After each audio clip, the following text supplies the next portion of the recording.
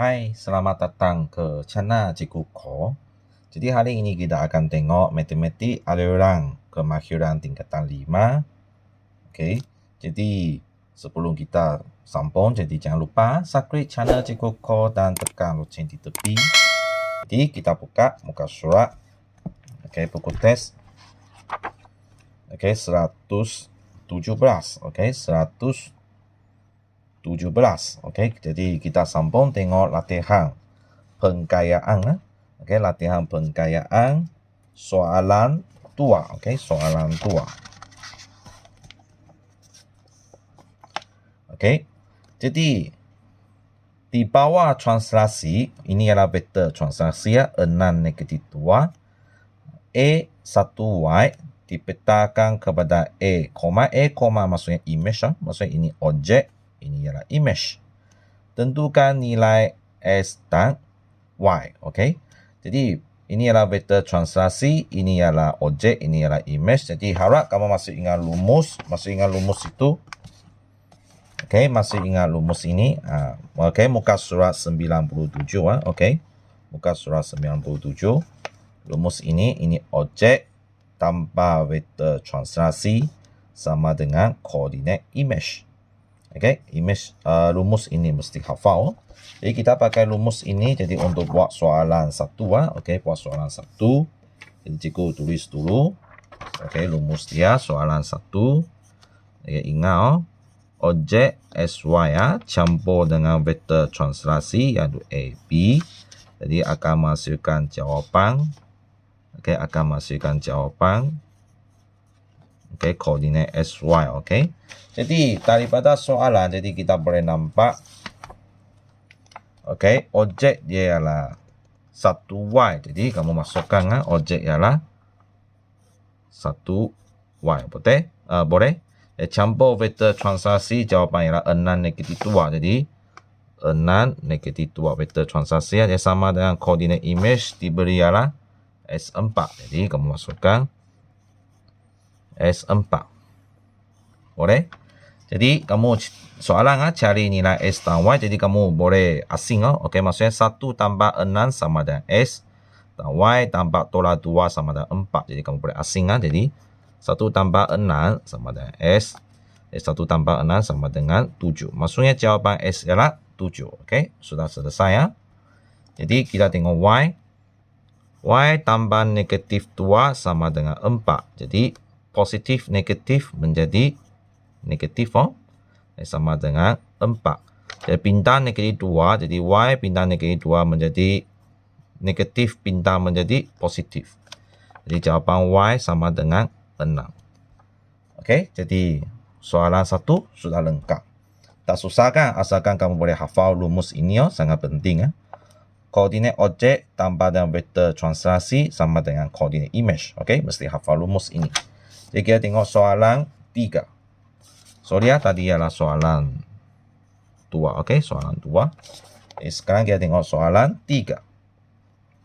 A, ialah image bagi image bagi titik A31. Maksudnya ini objek, ini ialah A, ialah image. Di bawah translasi 23. A 2 lagi koma. Okey, maksudnya image lagi bagi A 1 koma. Maksudnya dalam situasi ini dalam situasi ini A koma menjadi objek. A 2 koma menjadi image. Boleh faham? Dalam situasi ini A koma ialah image dan A ialah objek. Tapi dalam situasi ini dia A 2 koma menjadi image dan A koma menjadi objek. Maksudnya dia situasi ialah macam ini. Okey, soalan 3. A objek okey, dia melalui satu vektor translasi melalui satu vektor translasi ada beritahu okey negatif 1 1. Jadi melalui satu vektor translasi jadi menjadi satu image.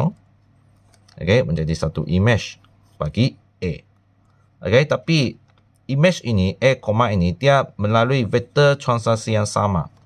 Okey, iaitu sini cikgu tulis negatif 1 1 vektor translasi jadi menjadi image. Dan A, ini okey, dia melalui satu vektor translasi yang sama. Okey, iaitu negatif 1 1 jadi menghasilkan image yang kedua. Okey, 2 koma. Okey, jadi dalam situasi ini ini ialah image, ini sudah menjadi objek. Boleh faham? Maksudnya A ialah objek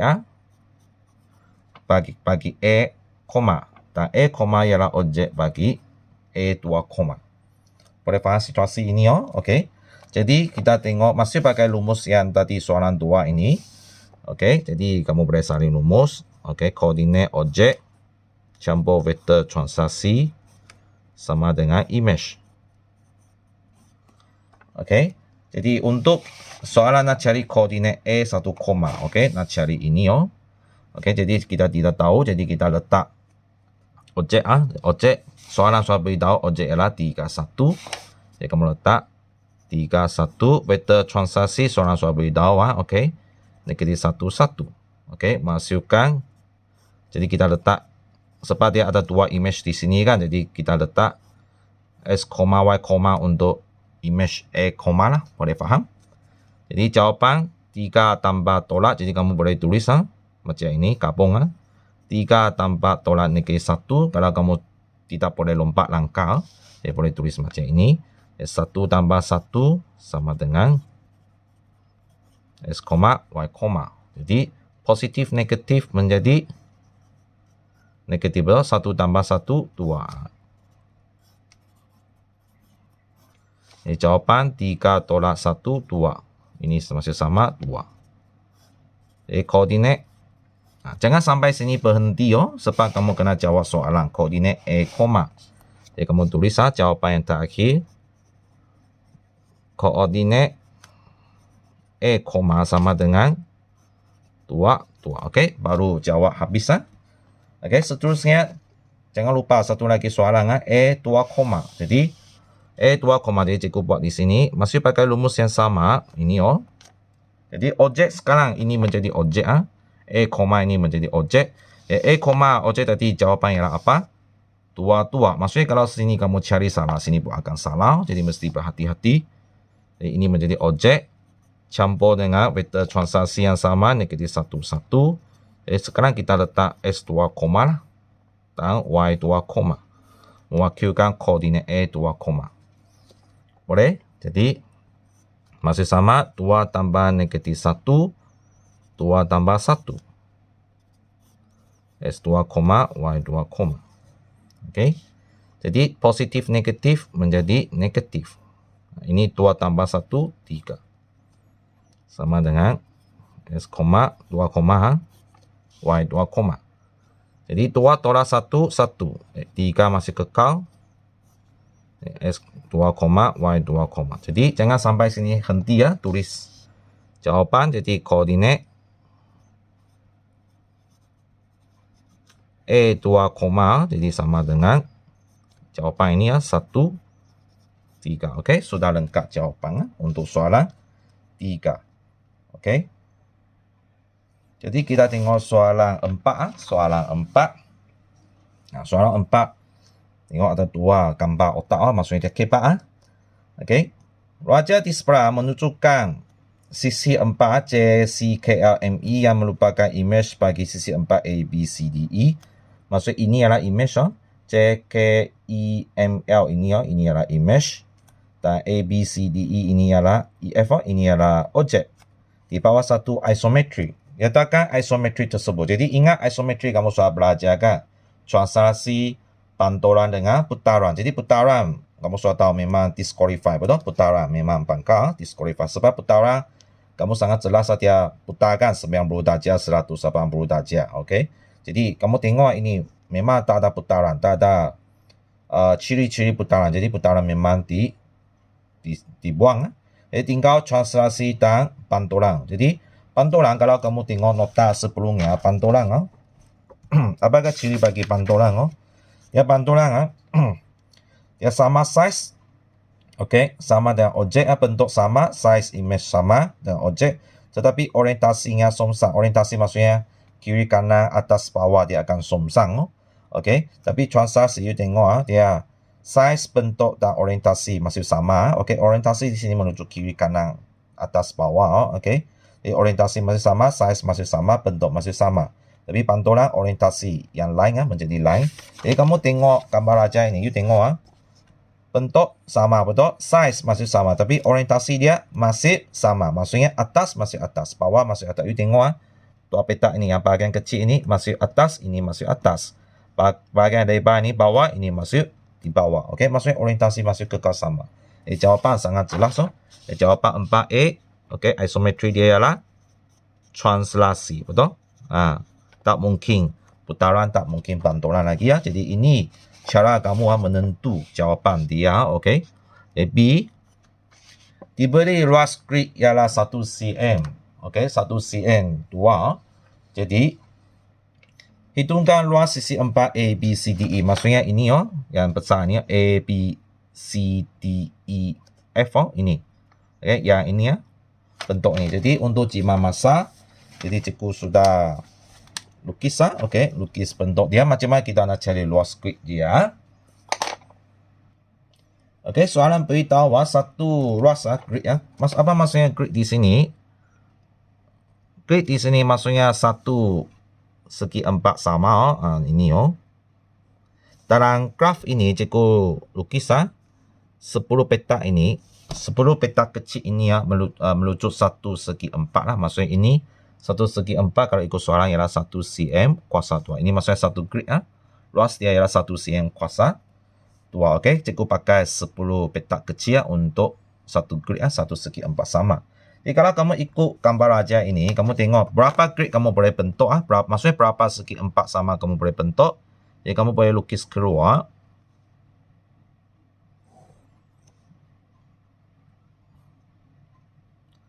Okey, boleh nampak sudah? Sebenarnya ada 6. Sudah boleh nampak, betul? Maksudnya ini ada berapa? 1, 2, 3, 4, 5, 6. Okey, ada 6 grid kamu boleh nampak. Macam mana tepi punya? Tepi punya kalau kamu perhatikan sebenarnya segitiga ini, okey, segitiga ini okey, cikgu lorotkan. Dia boleh dia boleh masuk ke bahagian sini. Ada nampak? Untuk bentuk satu segi 4 sama. Okey, boleh nampak? Kalau kamu tidak kurang pasti, kamu boleh kira peta ini. Ini dia bawah. Tapak dia berapa peta? Ada 1, 2, 3. Lebih sikit lah. Okey. 1, 2, 3 lebih sikit. Okey. 3 peta. You tengok tapak di sini pun. 1, 2, 3 lebih sikit. Ada nampak? Okey. Maksudnya tapak sudah memenuhi. Dan tepi dia 10 peta. Betul? Jadi ini tepi dia pun 10 peta. Maksudnya sebenarnya segitiga ini dengan segitiga ini. Dia sama size dia. Maksudnya saya boleh masuk ke sini. Untuk bentuk satu grid segi 4 sama. Maksudnya ini akan menjadi grid yang ke-7. Boleh faham? Okey, jadi ini dengan ini pun sama sebab bentuk mereka sama. Jadi maksudnya okey, segitiga ini saya boleh masuk ke sini untuk membentuk satu grid segi 4 sama. Maksudnya ini akan menjadi grid yang ke-8. Boleh? Dan seterusnya ialah bentuk ini Ini sebenarnya ini pun boleh masuk sini okey. Maksudnya saya boleh cikgu pakai titik lebih senang. Maksudnya saya boleh masukkan ke bahagian sini. Untuk bentuk satu grid segi 4 sama lagi. Maksudnya ini akan menjadi 9. Okey, grid yang 9. Jadi kalau kamu kurang pasti macam cikgu tadi kira peta. You tengok berapa peta di sini dia perlu 1, 2, 3, 4, 5, 6 setengah. Boleh, jadi you tengok sini ada berapa peta? 1, 2, 3, 4, 5, 6 setengah juga. Maksudnya tapak dia okey memenuhi. Okey, tinggi tak perlu cakap lah, memang 10 peta, 10 peta. Jadi maksudnya ini dengan ini dia sama size. Cikgu pakai titik. Maksudnya saya boleh ambil ini masuk sini. Jadi menjadi grid yang 9. Maksudnya dalam gambar aja ini dia mempunyai berapa segi 4 sama? Ada 9, betul? Dan satu segi 4 sama ialah 1 cm kuasa 2. Jadi maksudnya jawapan luas kamu sama dengan 9 darab 1 cm kuasa 2. Jadi jawapan ialah 9 cm kuasa 2. Jadi ini jawapan dia. Okey. Ini cara kamu tulis jawapan. Jadi kamu boleh tulis jawapan luas. Ini memang langkah dia. 10 grid kalau 9 9 grid darab dengan 1 cm kuasa 2. Jadi sama dengan 9 cm kuasa 2. Jadi ini jawapan dia. Okey. C. Okey, tengok C. Okey. Jika luas kawasan beroleh ialah 1.0 cm kuasa 2, ini kawasan yang beroleh. Hitungkan luas CKLMET. Okey, jadi cikgu cuba lukis keluar. Jadi cikgu sudah lukis keluar. Dia diberitahu kawasan yang beroleh ini kalau ikut buku test, okey, ialah merujuk luas 1. Okey, ingat masih sama. Okey, 1 cm kuasa 2. Jadi supaya bentuk mereka sama, okey, jadi cikgu sekarang pakai pensil supaya tidak keliru. Kalau kamu perhatikan, okey, sebenarnya, okey, ini hilang, ini tidak kira. Jadi yang lain sebenarnya masih sama. Ini masih sama.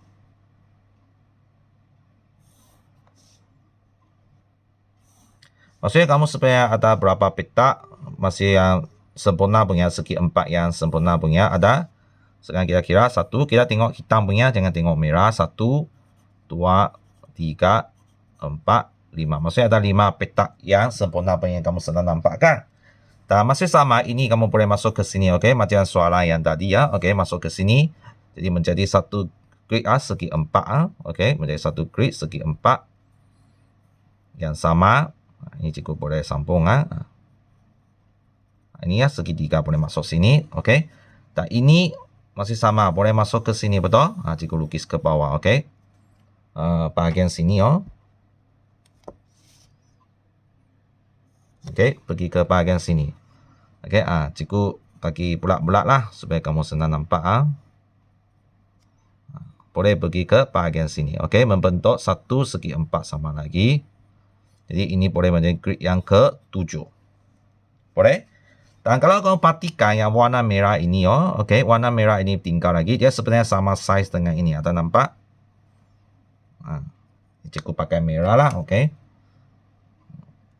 Dia sebenarnya sama size, okey, yang beroleh ialah ini yang warna pensil ini. Ini yang beroleh ialah asal soalan A okey, asal soalan A di sini, okey. Jadi maksudnya yang merah ini sama dengan ini. Maksudnya cikgu boleh masukkan yang berwarna merah ini ke bahagian sini, Dia menjadi 1 grid segi 4 sama lagi. Jadi ini menjadi grid yang ke-8. Maksudnya sekarang dia ada berapa bentuk segi 4 sama? Ada 8. Jadi maksudnya maksudnya kamu boleh tulis jawapan.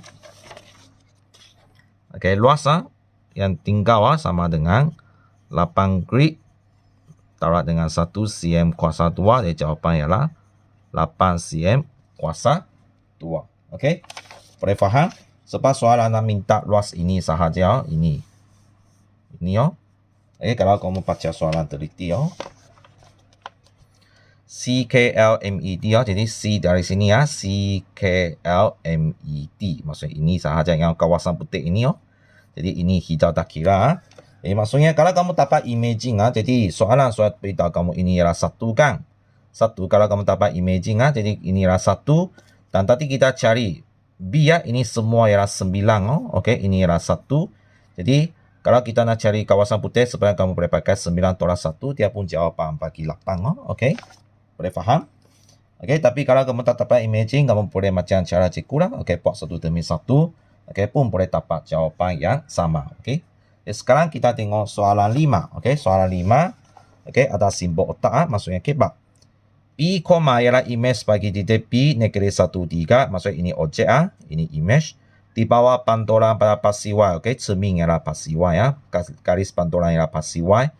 P2, B2, ialah image bagi P, di bawah putaran 90 darjah ikut arah jam berpusat pada 2. Jadi tentukan koordinat P, dan B2, Jadi ini sebenarnya soalan macam soalan 3 tadi, Soalan 3 tadi. Maksudnya apabila soalan 5 P pergi ke pantulan, dia cakap pantulan kan pada pasi Y, dia menjadi P, maksudnya ini objek, ini ialah image. Boleh? Tapi selepas dia buat putaran, P, ini dia buat putaran menjadi P2, maksudnya dalam situasi ini P, ini ialah objek, P2, ini ialah image. Dia macam translasi tadi, soalan 3 tadi. Boleh faham? Maksudnya kita cari ini, Jadi kalau kamu tak dapat imaging, sebenarnya P, senang cari. Tapi kalau kamu tak dapat imaging, jadi kamu kena lukis graf Okey, kena lukis graf untuk cari jawapan. Jadi untuk jika masa, jadi cikgu sudah lukis graf. Okey, jadi cikgu lukis di tengah-tengah. Sebab tak pasti graf dia lebih ke kiri ke kanan ke atas ke bawah. Okey, tidak pasti Jadi sebab itu cikgu graf lukis di tengah-tengah. Jadi objek objek diberi ialah negatif 1, 3. Maksudnya objek di sini titik. Saya titik lebih senang cari Kalau bentuk susah, kalau dia bentuk trapezium ke segitiga itu lebih susah cari. Tapi kalau titik biasanya lebih senang Jadi soalan beri objek B ialah negatif 1, 3. Jadi kamu boleh titikkan tengok S dulu negatif 1 baru tengok Y Jadi 3. Jadi pantulan pada pasti Y. Ini cermin pasti Y. Jadi sangat senang. Kamu boleh imagine kalau ini adalah cermin. Okey, kalau ini adalah cermin. Jadi maksudnya satu petak jarak dia dari cermin. Maksudnya image dia pun satu petak ke image dia. Maksudnya ini ialah P, okey, ini ialah image dia. Kalau kamu tidak dapat imagine, tidak apa, seperti cara cikgu ajar. Okey, guna pembaris ini guna pembaris di sini 90 darjah.